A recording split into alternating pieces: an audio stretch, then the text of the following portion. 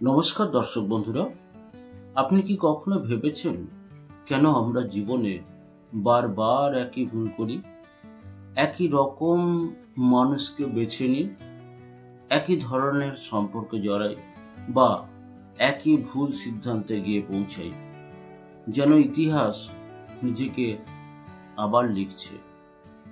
আমরা প্রায়ই বলি এবার আর করব না, কিন্তু কিছুদিন পরেই দেখি একই ফাঁদে আবারও পা দিলাম।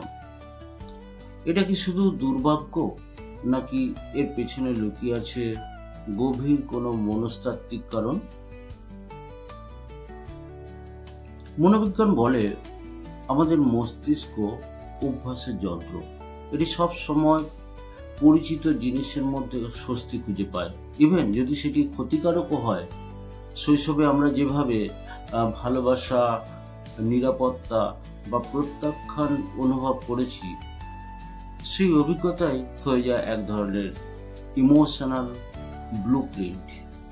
আমরা বড় হয়ে সেই পরিচিত অনুভূতিগুলোকেই খুঁজি, কারণ আমাদের অবচেতন মস্তিষ্ক মনে করে এই জায়গাটাই তোমার বাড়ি।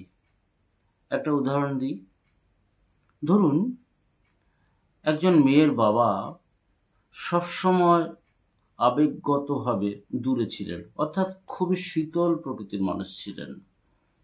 স্নেহ, ভালোবাসা, আদর ইত্যাদির কোনো বহিঃপ্রকাশ ছিল না তার মধ্যে। বড় হয়ে সেই মেয়ে অজান্তেই এমন মানুষের প্রেমে পড়ে যারা ঠিক তার বাবার মতোই ঠান্ডা, উদাসীন প্রকৃতির মানুষ।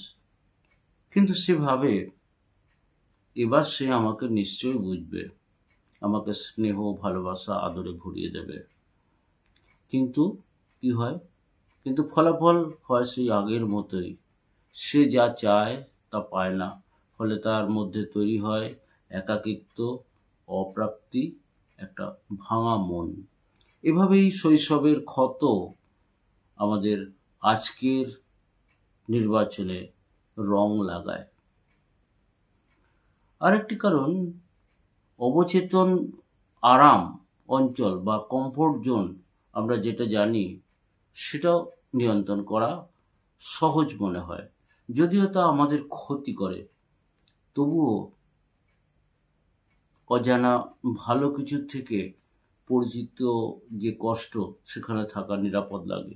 এই আমাদের অদ্ভুত প্রকৃতি। অচেনা অজানা সেটা যতই ভালো কিছুরই হাতছানির দিক না কেন, সেটা ডাকুক না কেন, বর্তমান পরিচিত কষ্টের পরিস্থিতিতে থাকাটাকেই আমরা নিরাপদ বলে মনে করি।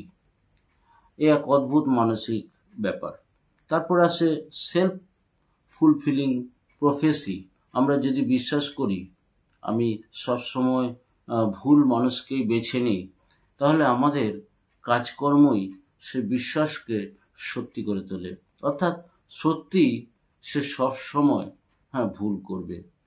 মনে রাখবেন, মস্তিষ্ক সবসময় আমাদের যেটা বিশ্বাস আছে সেটাকে সত্যি প্রমাণ করার জন্য প্রমাণ খুঁজে বেড়ায় বা বাহানা তৈরি করে। তাহলে সমাধান কি? প্রথম ধাপ হলো সচেতনতা। আপনি কেন বারবার ভুল করার সিদ্ধান্ত নিচ্ছেন তার পিছনে শিকড়টা খুঁজুন। নিজেকে প্রশ্ন করুন, এটা কি আমার বর্তমানের পছন্দ, নাকি অতীতের ক্ষতের প্রতিধ্বনি? দ্বিতীয় ধাপ, প্যাটার্ন ইন্টারাপ্ট। একই পরিস্থিতিতে একই প্রতিক্রিয়া বদলে ছোট একটি ভিন্ন পদক্ষেপ নিন। যেমন, যদি আপনি সবসময় চুপ থাকেন, এবার কথা বলুন। যদি সবসময় দ্রুত সিদ্ধান্ত নেন বা এরকম অভ্যাস থাকে, এবার একটু সময় নিন। তৃতীয় ধাপ, সেলফ ওয়ার্থ। এটাকে গড়ে তোলা। যত বেশি আপনি নিজেকে মর্যাদা ও ভালোবাসায়, যোগ্যতায় বিশ্বাস করাবেন, তত বেশি আপনি ক্ষতিকারক যে চক্র, তার থেকে বেরিয়ে আসতে পারবেন।